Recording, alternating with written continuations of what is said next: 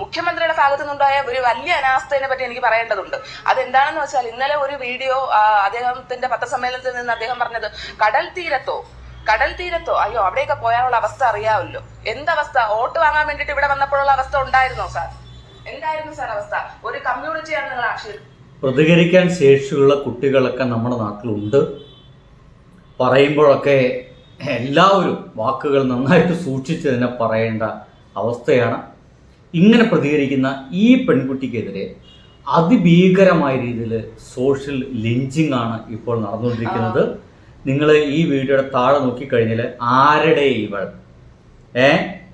ഇവർ വൈകാരികമായി സംസാരിക്കുന്ന രാഷ്ട്രീയവൽക്കരിച്ച് പുച്ഛിച്ച് കമൻ്റ് ഇടുന്ന ഡാഷ് മക്കൾക്കും നടുവിരൽ നമസ്കാരം എന്നൊക്കെ പറഞ്ഞിട്ട് പിന്നീട് നിൻ്റെ ഈ വാക്കുകൊണ്ടാണ് അച്ഛൻ പോയത് എന്ന് പറയുന്നു. എന്താ പറയുക, വൃത്തികെട്ട രീതിയിലുള്ള കമൻറ്റുകളാണ്. കമ്മിണി ഉണർന്നല്ലോ. അക്ഷരം പ്രതി പറയാം, സൺഡേ ക്ലാസ് കൃത്യമായി പോകുന്ന കുട്ടി. എൻ്റെ സുഹൃത്തുക്കളെ, ഇങ്ങനെ കമൻ്റൊക്കെ എഴുതുന്ന എൻ്റെ പ്രിയപ്പെട്ട കൊങ്ങികൾ ആരായാലും ഒന്ന് മനസ്സിലാക്കണം, സ്വന്തം അപ്പനെ കാണാതായിട്ട് 6-7 ദിവസമായിരിക്കുന്നു. ആ ഒരു മനുഷ്യജീവനെ തരാൻ വേണ്ടിയിട്ട് നമ്മുടെ ഗവൺമെൻറ് ഒന്നും ചെയ്യുന്നില്ല എന്നാണ് ആ പാവം പെൺകുട്ടി ഇങ്ങനെ പറഞ്ഞുകൊണ്ടേയിരിക്കുന്നത്. നിങ്ങൾക്കിത് മനസ്സിലാവുന്നുണ്ടോ? അതാണ് ആ പെൺകുട്ടി പറഞ്ഞുകൊണ്ടിരിക്കുന്നത്. എൻ്റെ അപ്പനെ രക്ഷിക്കാൻ എന്തെങ്കിലും ഒന്ന് ചെയ്യൂ എന്നാണ് ആ പെൺകുട്ടി വൃത്തിയായിട്ട് സംസാരിച്ചു കൊണ്ടിരിക്കുന്നത്. അത് എങ്ങനെയാണ് ഇത്തരം ആളുകൾക്കൊക്കെ ഒരു പ്രശ്നമായി മാറുന്നത് എന്നതാണ്. ഇന്ന് സുഹൃത്തുക്കളെ, കെടുകാര്യസ്ഥത എന്നൊക്കെ പറയും, അതിന്റെ കുറച്ച് വീഡിയോസ് മാത്രമാണ്. രണ്ടാമത്തൊന്ന് കണ്ടോക്കൂ. ഇന്ന് സംഭവിച്ച ദിവസമാണ് ഈ സംഭവം ഉണ്ടായത്. പാലക്കാട് ചാലിശ്ശേരി എസ്റ്റേറ്റ് പടിയിൽ പ്രവർത്തിക്കുന്ന സർക്കാർ ജനകീയ ആരോഗ്യ കേന്ദ്രത്തിൽ നിന്നാണ് അവിടെ ജോലി ചെയ്യുന്ന നഴ്സിന് അണലിയുടെ കടിയേറ്റത്. ഇവർക്ക് എന്റെ സുഹൃത്തുക്കളെ, ഈ ചാലിശ്ശേരി എന്ന് പറയുന്നത് എൻ്റെ നാട്ടിൽ നിന്നും വളരെ അടുത്താണ്. അവിടെയുള്ള ഒരു ജനകീയ എന്താ പറയുക ഹോസ്പിറ്റലിൽ നിന്നാണ്, ആസൂത്രണ കേന്ദ്രത്തിൽ നിന്നാണ്, ആശുപത്രിയിൽ നിന്നാണ് ഒരു നഴ്സിന് കടിയേറ്റുള്ളത്. ഒന്ന് ആലോചിച്ച് നോക്കി. അപ്പം എന്തോരമുണ്ട് അവിടെയുള്ള വൃത്തിയും മറ്റും. അത് ശ്രദ്ധിക്കേണ്ടത് ആരാണ്? അവിടെ ക്ലീൻ ചെയ്യേണ്ടത് ആരാണ്? അതൊക്കെ നേരമ്പോൾ നടത്തുന്നുണ്ടോ? ചുറ്റുമുള്ള കാടും മറ്റും കൃത്യമായിട്ട് വെട്ടുന്നുണ്ടോ? ചോദ്യങ്ങൾക്ക് ചോദിച്ചു കഴിഞ്ഞാൽ വലിയ പ്രശ്നം വന്നതുകൊണ്ട് ഞാൻ അത്തരം കാര്യങ്ങൾ കിടക്കുന്നില്ല. ഇനി കഴിഞ്ഞ ദിവസം ഈ പ്രളയമാതിരിയെ തുടർന്ന് കോൺഗ്രസ്സുകാർ കുറച്ചു പേർക്ക് ഭക്ഷണവും അരിയും മറ്റൊക്കെ കൊടുക്കാൻ തീരുമാനിച്ചിട്ടുണ്ട്. ഔദാര്യമാണല്ലേ കൊടുക്കുന്നത്, അല്ലെങ്കിൽ അവർക്ക് അവകാശമായിട്ടുള്ളതല്ലോ. അതുകൊണ്ടായിരിക്കും പണ്ടാറങ്ങൾ എന്നൊക്കെ വിളിച്ചിട്ടാണ് ഇതൊക്കെ കൊടുക്കുന്നത്. ഒന്ന് കേട്ടോക്കി. അത് കിട്ടണം. ഫോട്ടോ എടുക്കുമ്പോൾ കൊടി കിട്ടുക തന്നെ വേണം. കോൺഗ്രസിന്റെ ഈ കൊടിയില്ലേ, കൈപ്പത്തി, ആ കൊടി കിട്ടുക തന്നെ വേണം. ഞങ്ങളത് കൊടുത്തു എന്ന് പറഞ്ഞിട്ട് പിറ്റേ ദിവസം പറ്റുമെങ്കിൽ ഒരു 6-4 ഫ്ലെക്സ് അടിച്ച് വെക്കുകയും വേണം കേട്ടോ സുഹൃത്തുക്കളെ. ബാക്കി കേക്ക്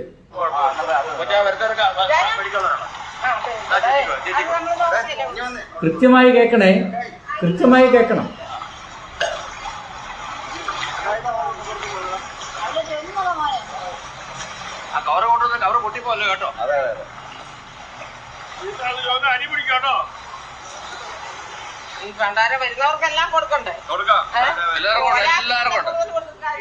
നിങ്ങളെ കേട്ടില്ലേ?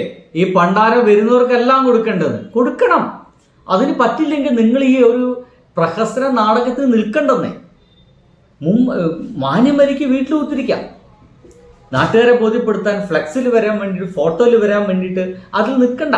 പലപ്പോഴും കോൺഗ്രസ്സുകാർ ഞാനൊക്കെ സോഷ്യൽ മീഡിയയിൽ മറ്റൊക്കെ കണ്ടിട്ടുള്ളത്, സ്റ്റേജിൽ ഇങ്ങനെ തിങ്ങി നിറഞ്ഞ് നിൽക്കാൻ ഒരു പ്രോട്ടോക്കോളും ഉണ്ടാവില്ല. സ്റ്റേജിൽ ഇങ്ങനെ തിങ്ങി നിറഞ്ഞ് നിൽക്കാൻ നേതാക്കന്മാരൊപ്പം ഒരു സ്നാപ്പിലെങ്കിൽ പെടുവാൻ വേണ്ടിയിട്ട് മത്സരിക്കുന്നത്, തിക്കിത്തിരിങ്ങി നാണമില്ലാതെ മത്സരിക്കുന്നത്.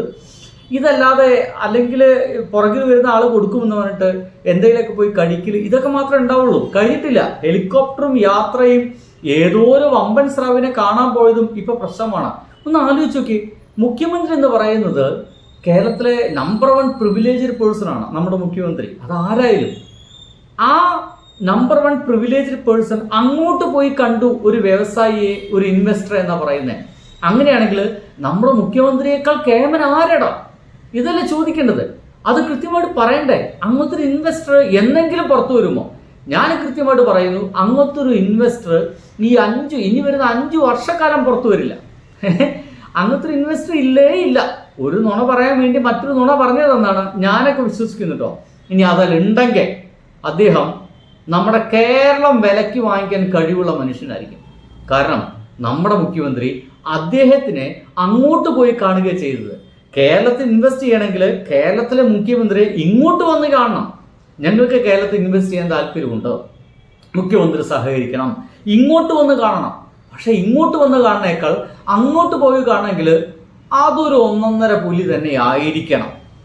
ഹെലികോപ്റ്റർ യാത്രയിൽ വെട്ടിലായി മുഖ്യമന്ത്രി. 6ാം ദിനവും നിക്ഷേപക കൂടിക്കാഴ്ചയിൽ അവ്യക്തത തുടരുകയാണ്. കൂടിക്കാഴ്ചയിൽ സ്പെഷ്യൽ ബ്രാഞ്ചിനും അറിവില്ല. യാത്രാ റൂട്ടിലുണ്ടായിരുന്നത് ആശുപത്രിയും വസതിയും മാത്രമാണ്.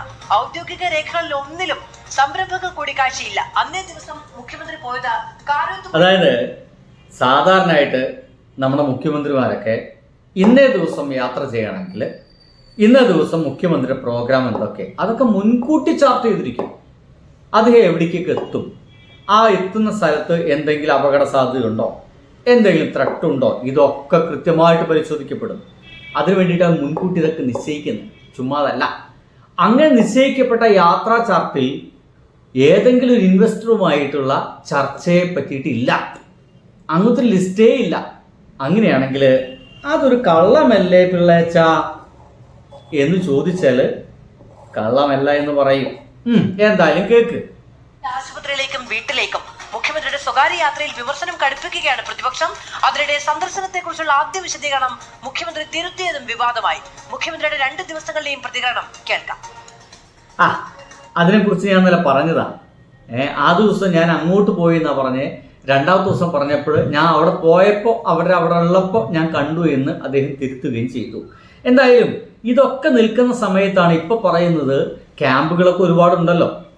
ഇപ്പോൾ പറയുന്നു ക്യാമ്പിലേക്ക് ഇനി ആരും വരണ്ട, നിങ്ങളെ തീറ്റിപ്പോറ്റാൻ ഞങ്ങൾക്ക് വയ്യ. കണ്ടോ? ഇപ്പോൾ വരുന്ന വളരെ പ്രധാനപ്പെട്ട വാർത്തയിലേക്ക്. ദുരിതാശ്വാസ ക്യാമ്പുകളിലേക്ക് ഇനി ആരും വരരുതെന്ന നിർദ്ദേശവുമായി കോട്ടയം കുമരകം ഗ്രാമപഞ്ചായത്ത് പ്രസിഡന്റ്. ഉൾക്കൊള്ളാൻ കഴിയാത്തതിൽ അധികം പേർ നിലവിൽ ക്യാമ്പിൽ ഉണ്ട് എന്ന് പ്രസിഡന്റ് AP ഗോപി പറയുന്നു. അതായത് പുതിയ ക്യാമ്പ് തുടങ്ങാനോ ആളുകളെ കൃത്യമായിട്ട് സംരക്ഷിക്കാനോ ഇവർക്ക് ആർക്കും വയ്യ എന്നർത്ഥം. എങ്ങനെയുണ്ട്? ഇതാ ഞാൻ പലപ്പോഴും എൻ്റെ വീഡിയോയിൽ പറഞ്ഞേ, എൻ്റെ പൊന്നു സുഹൃത്തുക്കളെ, നമ്മളൊക്കെ മഹാഭാഗ്യവന്മാരാണ്. 2018 ഇവന്മാരെ എങ്ങാനും ആയിരുന്നെങ്കിൽ എന്ത് പറയാൻ, ഞാൻ ഇങ്ങനെ കേൾക്കാൻ ഒന്നും ഉണ്ടാവില്ല. ചത്തുപോയി ഉണ്ടാവും, മുങ്ങി ചത്തുണ്ടാവും, വെള്ളം കുടിച്ച് ചത്തുണ്ടാവും, ആരെങ്കിലും പട്ടിണി എടുത്ത് ചത്തുണ്ടാവും, ദുരിതാശ്വാസ ക്യാമ്പിൽ ദുരിതം പിടിച്ച് ചത്തുണ്ടായിരിക്കും. ഒന്ന് ആലോചിക്ക്, ഇങ്ങനത്തെ ആളുകളാണ് നമ്മുടെ നാട്ടിലുള്ളത് എന്നതാണ്. ഇനി ആ സംഭാഷണം ഒന്ന് കേൾക്കണം, ആ ഒരു കോൺഗ്രസ്സുകാരൻ്റെ. കേട്ടോളൂ. ക്യാമ്പിൽ കഴിയാൻ വീടുകളിൽ കഴിയാൻ പറ്റുന്നവര് അതായത് വീടുകളിൽ തന്നെ കഴിയുക. ക്യാമ്പിലോട്ട് വന്നാൽ അവിടെ യാതൊരുവിധ സൗകര്യങ്ങളും ഇല്ല. നാളെ തന്നെ രാവിലെ വെള്ളം ഇല്ലാതെ കിടന്ന് ഭയങ്കര പരക്കം പാച്ചിലായിരുന്നു. അതുകൊണ്ട് വീടുകളിൽ കഴിയാൻ പറ്റുന്നവര് പരമാവധി വീട്ടിൽ തന്നെ. ക്യാമ്പിൽ സൗകര്യമില്ല എന്ന് കൃത്യമായിരിക്കുന്നു. ക്യാമ്പുകളിൽ സൗകര്യമില്ലെങ്കിൽ സൗകര്യം ഒരുക്കേണ്ടത് ആരെ ചുമതലയാണ്? എനിക്കറിയില്ല കേട്ടോ. ആരെ ചുമതലയാണെന്ന് എനിക്കറിയില്ലേ, നിങ്ങൾ പറ. എന്തായാലും ആ സൗകര്യങ്ങളൊന്നും അവിടെ ഒരുക്കിയിട്ടില്ല എന്നുള്ളത് ഒരു യാഥാർത്ഥ്യമായിട്ട് നിൽക്കുന്നു എന്നുള്ളതാണ്. ഇതിനപ്പുറത്തേക്ക് എന്തു വേണം അല്ലേ? നമ്മുടെ ഇയാൾ പറഞ്ഞ പോലെ കാറ്റു പറഞ്ഞതും കടലു പറഞ്ഞതും കാലം പറഞ്ഞതും ഉള്ളാണേ, കാലം പറഞ്ഞതും ഉള്ളാണേ, ഉള്ളല്ല പൊന്നേ നെഞ്ചകമാകെ ഉള്ളെന്ന് നോവാ. Bye-bye.